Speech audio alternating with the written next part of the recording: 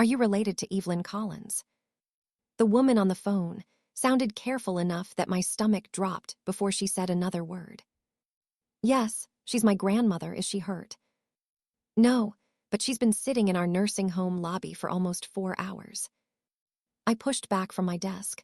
What do you mean, sitting there? Your parents brought her in with a suitcase.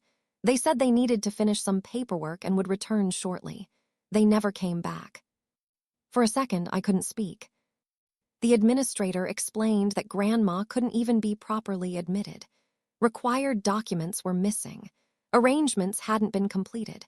My 78-year-old grandmother had simply been left there.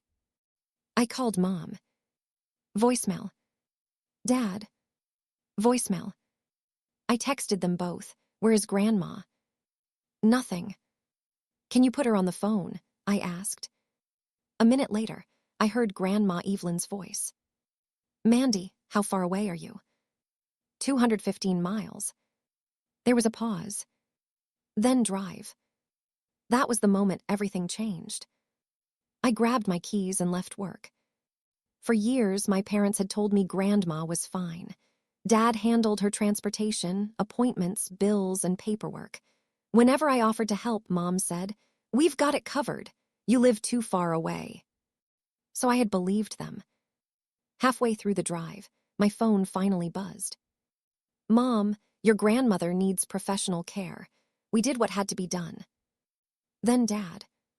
Stay out of this, Mandy. You don't understand what's been going on.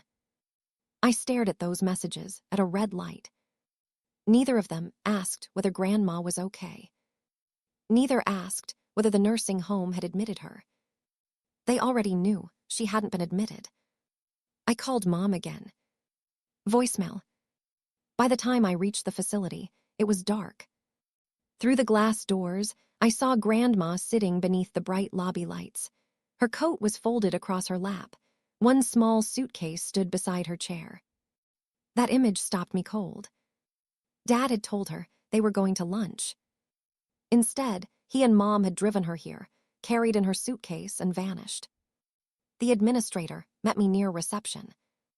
Mrs. Collins kept saying someone would eventually come for her. Grandma looked up and saw me. She didn't cry, she didn't complain. She stood, picked up her handbag, and said, "Let's go." "Grandma, I'm calling Dad right now." "No." She took my arm and walked me toward the exit. Outside, I put her suitcase in the trunk. Grandma climbed into the passenger seat and closed the door. I sat behind the wheel, still shaking with anger. What exactly did they tell you this morning? Not here. I reached for my phone.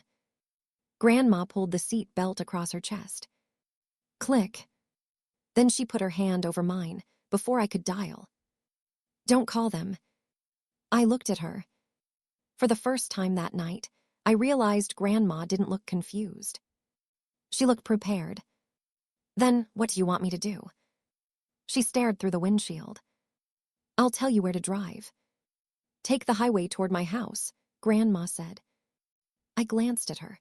Your house. Grandma, after what happened today, I'm not leaving you there alone. I didn't say you were leaving me. Her voice was so steady that I stopped arguing and turned onto the highway. For several miles, she watched the road in silence. Finally, I asked, "What happened this morning?" "Your father came early, told me to pack clothes for a few days." "For the nursing home." "He didn't say that." Grandma turned toward me. "Your mother said we were going to lunch." She told me she'd questioned why she needed a suitcase for lunch. Dad had immediately become irritated. He said, "Mom, stop making everything difficult." At the nursing home, Dad carried her suitcase inside while Mom spoke privately with the staff. Nobody asked Grandma what she wanted. Then my parents said they needed to finish something and walked out. They just left. Grandma nodded. I reached toward my phone. "I'm calling them." "No, Mandy." "Grandma, they abandoned you. And if you call them now, they'll know what I know." My hand froze. "What do you know?" She opened her handbag and pulled out a small notebook. 2 weeks ago, I checked the account your father helps me manage. Dad had access because Grandma no longer liked handling every bill herself. The money was supposed to cover her utilities, groceries, repairs, and other household expenses. There were withdrawals I didn't recognize. How much? Enough that I started paying attention. When Grandma questioned Dad, he told her they were household expenses. So she started recording every legitimate expense herself. Then, 3 days later, Dad suddenly began telling her the house was becoming too much for her. He kept saying I was too old to maintain it. A cold feeling settled in my stomach. Why didn't you call me? Grandma gave me a long look. Richard said you were busy, that you had your own life 215 miles away, and I shouldn't keep bothering you.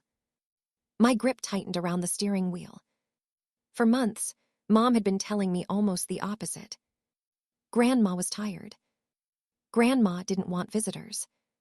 Grandma wanted Dad handling things. They had been standing between us, telling each of us that the other wanted distance. We finally reached Grandma's street. There's your house, I said, slowing down. But Grandma didn't tell me to turn. Instead, she lifted one finger and pointed straight ahead. Keep driving. I passed her driveway. Grandma, where are we going? She pointed toward the building farther down the road. I recognized the sign. Her bank. I looked at her.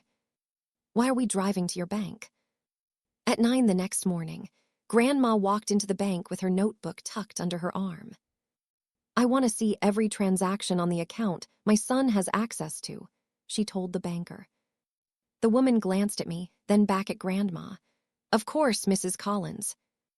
We sat across from her while she pulled up the account and printed several pages. Grandma didn't need long. She placed her notebook beside the statements and ran one finger down the transactions. That one isn't mine. Another line. Neither is that. Then another. I never authorized this. The banker remained careful. I can't make assumptions about individual transactions, but we can review your access permissions and secure the account. Grandma pushed the papers toward her. Remove Richard Collins. That was the first time I understood this wasn't just about what my parents had done at the nursing home. Dad had been using access, meant for Grandma's care, for payments she didn't recognize. The banker began explaining the security steps. Then a voice cut across the lobby. What are you doing? Dad. Mom was right behind him. Dad marched toward our desk, his face tight. Mandy, why are you interfering in something that has nothing to do with you? I stood. You left Grandma in a nursing home lobby for 4 hours. Several people nearby turned. Mom lowered her voice. Stop making a scene. I'm making a scene. Mom looked at Grandma. We were trying to find somewhere safe for you. I stared at her. Then why did you leave her there? Silence. Dad glanced toward the banker. Then his expression changed. Mom has been forgetting things lately, he said. Mandy doesn't understand how difficult this has become. Grandma didn't argue. She simply opened her notebook. These are my groceries. These are my utilities. These are the repairs I approved. She tapped the bank statement.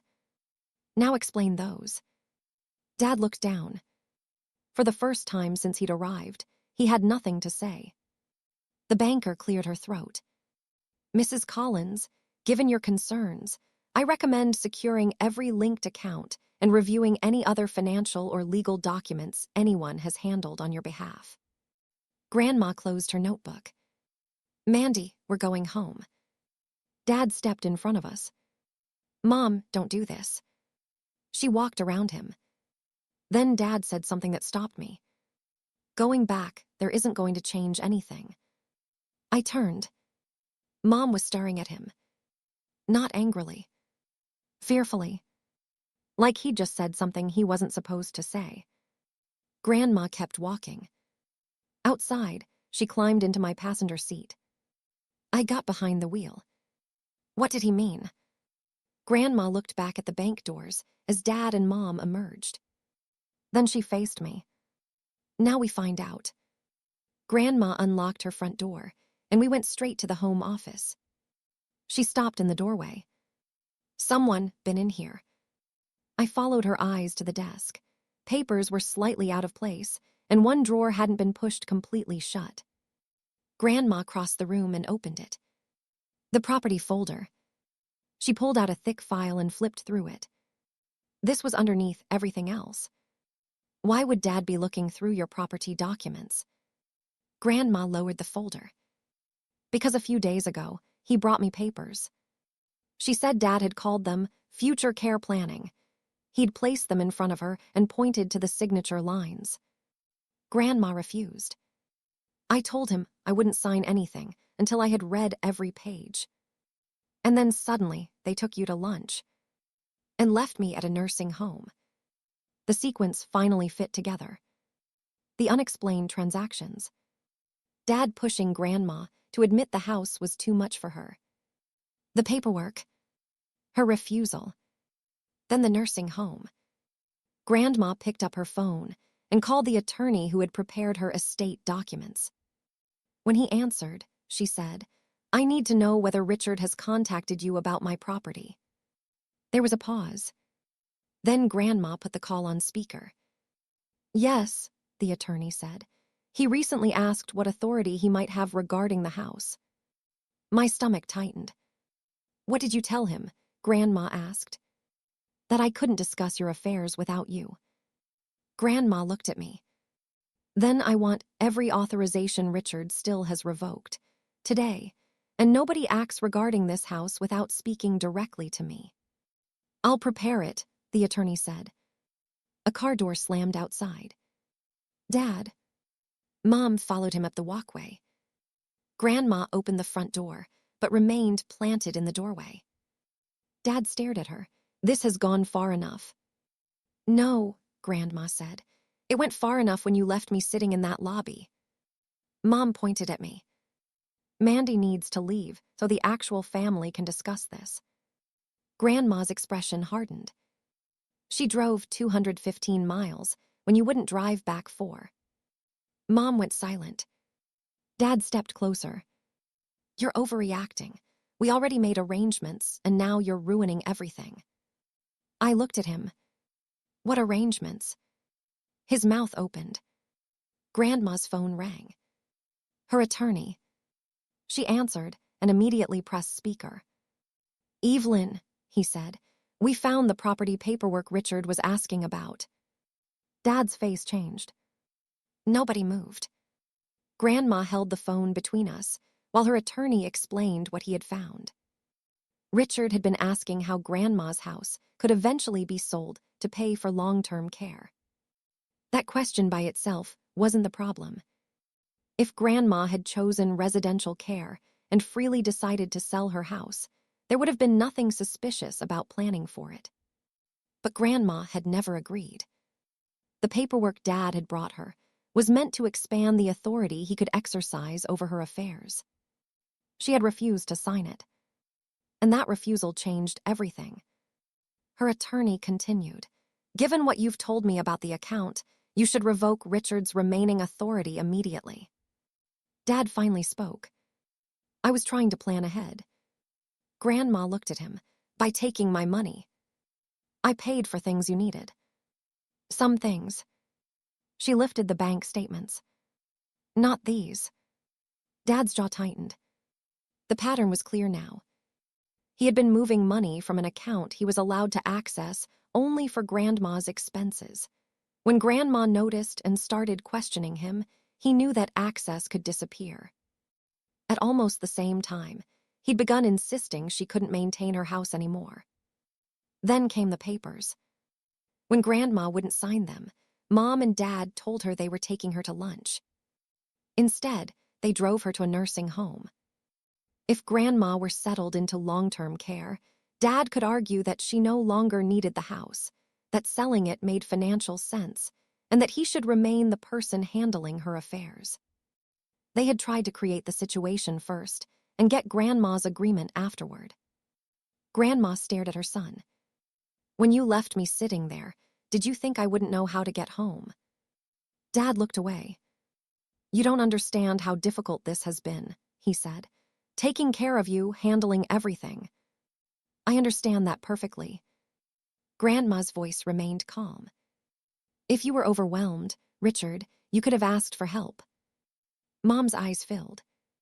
We were trying to do what was best for everyone. Grandma looked at her. Everyone except me. Mom covered her mouth. Nobody had an answer for that. Over the following days, Grandma completed the revocation of Dad's financial authority. Her remaining money was moved into accounts he couldn't access. The questionable transactions were documented and reviewed. Anything Dad couldn't establish as a legitimate expense for Grandma had to be repaid. Her attorney also made sure nobody could act regarding the house without Grandma's direct authorization. The house wasn't sold. Dad lost access to the property paperwork. He lost access to the accounts. And most importantly, he lost the authority Grandma had trusted him with. That didn't stop him from trying to control the story. He told relatives that I'd driven down and turned Grandma against him. But there was one problem. The nursing home had records. Staff knew exactly when Grandma had arrived, who brought her, what paperwork was missing, and how many hours she sat waiting for someone to return. Grandma didn't need me to speak for her either. She told the family herself. The excuses stopped working. Then Grandma made one more decision. She named me as the person she wanted contacted if she ever genuinely needed help making important decisions. Mom had spent years telling me to stay out of things because I lived 215 miles away. Now she and Dad had no control over Grandma's care at all.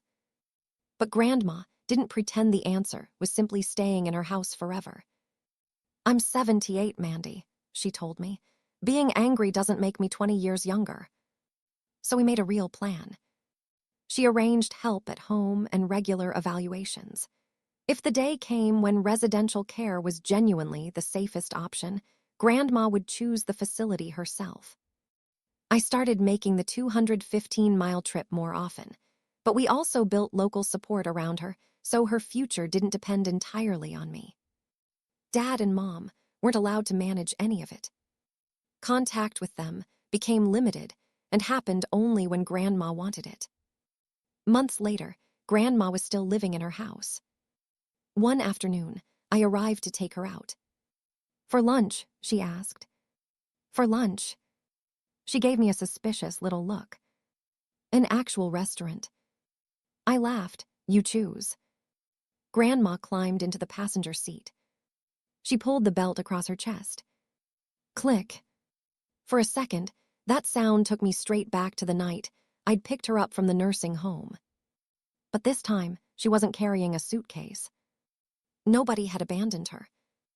Nobody had secretly decided where she belonged. Grandma named her favorite restaurant, and I started the car. The last time Grandma was promised lunch, someone else had already decided where her life would end.